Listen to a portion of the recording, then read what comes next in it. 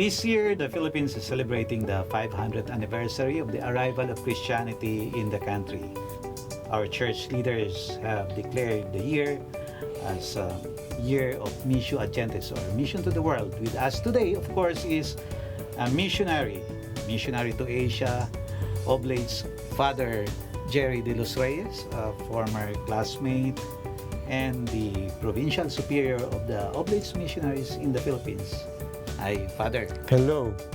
How are you? I'm good. How are you? I am fine. I'm good.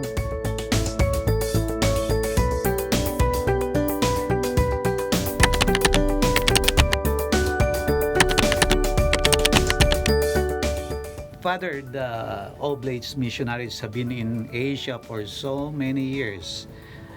How was the experience? Well, the challenge for us is great since it's only in the Philippines that the majority is Catholic. I was in Thailand for 22 years and I saw the great challenge of bringing the gospel there to the people, because the Catholics comprise only of around 3%. Out of the 70 million people, there are around 300,000 Catholics all over the country.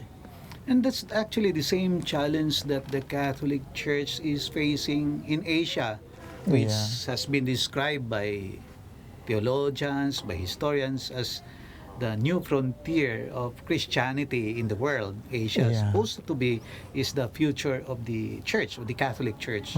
How are we addressing this challenge? Well, first of all, Filipinos are all over the world, even in Asia, just like in Thailand. Different groups, charismatic groups, are active. The Couples for Christ. We also have the El Shaddai group, and these people are working there, and they bring also the gospel in the schools, in different institutions, wherever they go. So every time we mention missionaries, what comes to mind in the minds of people are always these priests who are wearing their cassocks, their vestments, going around in villages. But actually, missionaries in the modern world are not only priests, nuns, and religious, but also lay people. Lay people, and they are active. I think that they are more active and religious, no, more than the priests. So the church in Asia will be more into empowering lay people? I believe so. Yeah, that's our direction. That's our direction. The Oblates are into mission, into education, into what are your missions? Yeah. Well, in the Philippines, we are in the schools, we are in the parishes. Okay, we train lay leaders to be active and to participate in bringing the gospel to everyone. And then we are also into IP ministries, indigenous people, up in the mountains. So we have the Tiduray group and then the Manobo group. In the southern Philippines. In the southern Philippines. And of course, our dialogue with the Muslims. In Thailand? In Thailand, we have ministries also to non-Catholics. We have missions up in the mountain, and gradually people learn to know who Jesus is. Yeah, actually I've met with some Oblates missionaries from who are working with the Hmong. Yes, that's it. Yes, Hmong people. Yeah. Yes. For us Oblates in Thailand, it's one of our priorities. No, the Hmong people. Actually, we have trained also our seminary. We have prepared our seminarians to be working with them.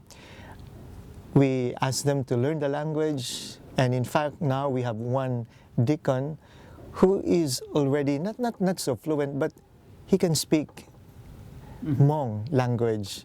And then right now they produce video clips of the gospel spoken in Hmong, and reflections spoken in Hmong also. And this guy is a Thai. Yeah. Yeah. And one of the challenges that Pope Francis has been telling missionaries and church people is to engage in interreligious dialogue. And it seems that you're not only engaging in interreligious dialogue, but you're living interreligious, interfaith dialogue of life with these people. Yes. Through what ways, aside from education and communication? Actually, we try to live with them in communities. We live with them. They come to know who we are as Oblates, that we are missionaries. We stay with them in the communities. We work with them also in communities. We have this close relationship with people, and that they appreciate very much. And not only through preaching or Not education, only, but also through farming Yes. and gardening. Gardening.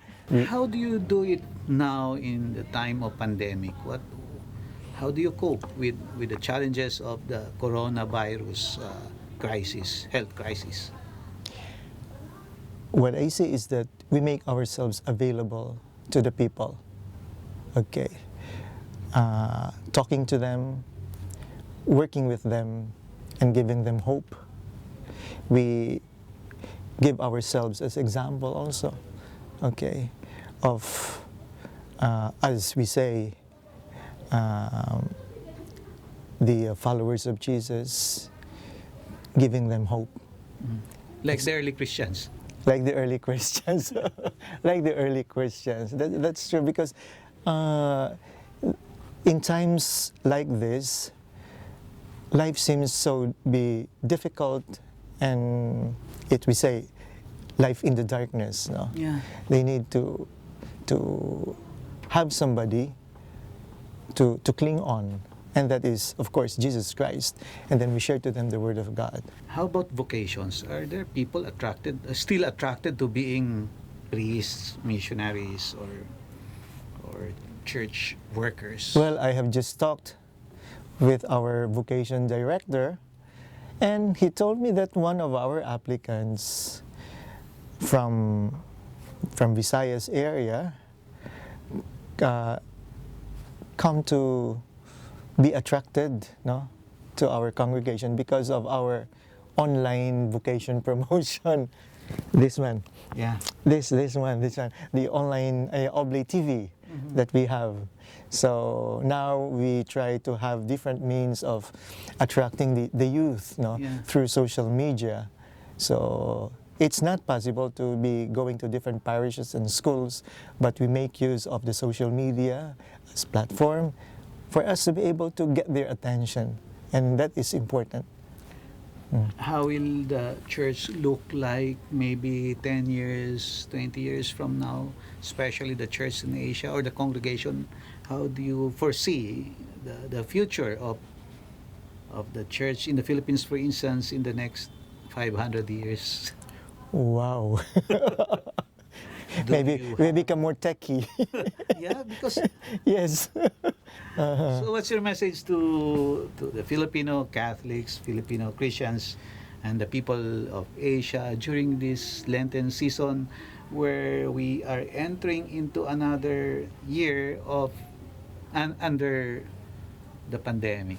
Yes, with the situation we are facing, well, we have to cling on our faith to Jesus, because it is only through Him that we could, I would say, continue to move on and to see that light, okay, for us to be able to move on in life.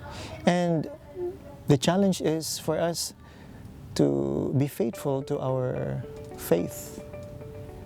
And being faithful to our faith, hopefully we are able to attract others to be serious about their faith, our Christian faith. And I believe that would help us survive In this coming, how many years more? It will be a Lenten season during the time of pandemic, but there is always Easter That's true. after Good Friday. Yes. Thank And you. it's coming. Yeah, It's coming. it's coming.